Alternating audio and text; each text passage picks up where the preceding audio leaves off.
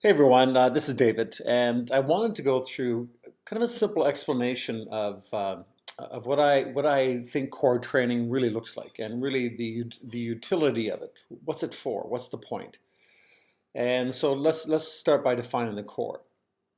So we think about the core in most terms. When I hear people talk about core, what they're really talking about is this front of the part of the body, right? The midsection, and they want a strong core. And visibly, that for most people that looks like a six pack. But let's strip this body down here. Spin it around. Get a little bit of fascia still on the back, so let's get rid of that fascia. There we go. And let's open up here. All right. So when I talk about core, what I'm really talking about is actually a couple components. One, the multifidus. See these muscles here that run along the length of the spine. And so the multifidus run all the way from the sacrum all the way up to the base of the occipital.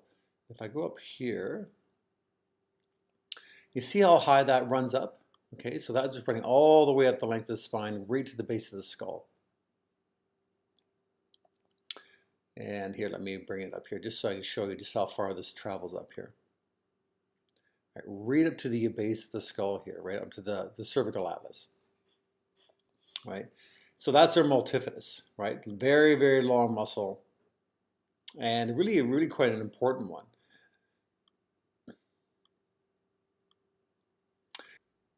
Now, why this is important, why the multifidus is important, and I'll show you here.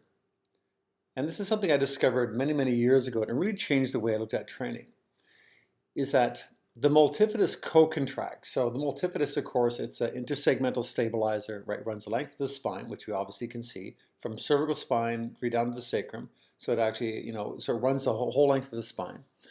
But it's also, in a very unusual way, connected to the pelvic floor. And the pelvic floor, as I'm referring to, is the musculature that would cover this space here. Right, so you think of it, the muscles around your bladder and rectum muscles, and all that muscle tissue in around that area. Now, when the pelvic floor contracts, when you draw up in the pelvic floor, the bracing of the muscles around the bladder and around the rectum, it actually does a co-contraction, which means it's simply the secondary reaction is that when the pelvic floor is braced, the multifidus also is activated. Right, it's called a co-contraction. And so, what does that mean? So why is that important? Well, what I found and what I discovered over time is that when the pelvic floor is active, and let's say I'm doing an upper body activity, let's say a chin up, for example. If I'm doing chin up and the pelvic floor is active, stress will go through the wrist, through the elbow, through the shoulder, down the length of the spine, into the core, right? If I'm doing a lower body activity, let's say I'm doing a lunge or a step up or a squat, or I'm going for a run or a hike, and if my core is active and I train my brain to train my muscles to respond in a particular way, and my core is active, right? So my pelvic floor is active, right? The bracing muscles of the lower part of this anatomy here are active.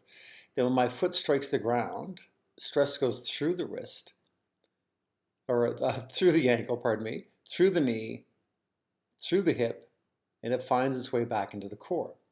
Now, why is that so important? Like, what difference does that make? I know intuitively you know that it's probably important, but why? Well, our mechanical center of gravity is right along this line, right? This is a mechanical center of gravity.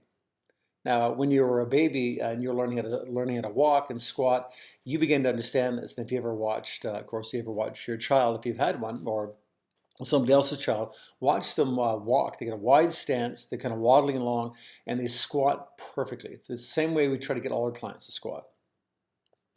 So that's a real crucial understanding. So we know that if we train the core musculature properly, right? So a lot of the core movements are initiated by gently bracing the pelvic floor. So it's the drawing up the pelvic floor muscles. A bunch of other activities will ensue. Now, what if you don't? So what if you don't? Well, if you don't, it's been my experience, and I think a lot of you will share this, so you'll recognize it as a part of your issue. If you don't, if the core is not active first, what ends up happening, let me get my pen back out here, is that the wrist takes a lot of stress, the elbow takes a lot of stress, the shoulder joint takes a lot of stress, the cervical spine, mid-back, the lumbar spine, right? The hip joint, the knee joint, and of course the ankle, and last but not least, the plantar surface of the foot. So without the core musculature being able to draw energy to the body effectively, this is the challenge that we have. So one thing that I'll share with you, or I'll encourage you to think of, is that think of every exercise as a core exercise. So when I'm thinking about movement, especially if I'm doing a standing type movement, I'm always looking at, very first of all, knees soft, core muscles active, and my shoulders are gently back and down. And that makes a massive difference in how my body responds to all activity, right? Knees soft, core tight, shoulders back and down, which gives me, again, great posture, a low center of gravity. Because as soon as I soften my knees, where's the energy going? Down, right? The energy is actually traveling down away from my neck and shoulders, which are chronically tight in most people. And now when we travel up here to the upper body, when the shoulders are back and down, we actually allow our wrist and our elbows and our shoulder and all the muscles that are along this line to connect to the big muscles of the back. So when the shoulders are back and down, now we have control of all this musculature, right? When the shoulders are back and down and the shoulder blades are anchored, think about like doing a seated row or a chin-up. Now that our shoulders are back and down, we have access to all this muscle here, right? Tremendous amount of muscle tissue. So I'm talking about my mid and lower traps, my latissimus, my lat muscles, big lat muscles that would be along this position here. If I don't do that, if I don't bring the shoulders back and down properly, and I have that slightly forward pitched posture, I only have access to this. And I'm not using any of this muscle here, right? This big bunch of beautiful muscle here in my mid back, and this of course lateral part of my back here, which is my latissimus. So I overstress the neck and I overstress the lower back because I'm not using this tissue here.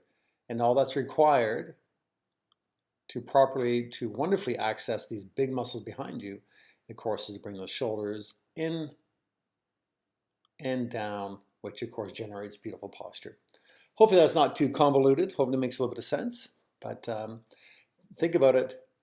Knees soft, core tight, and shoulders where? Shoulders back and down. All right.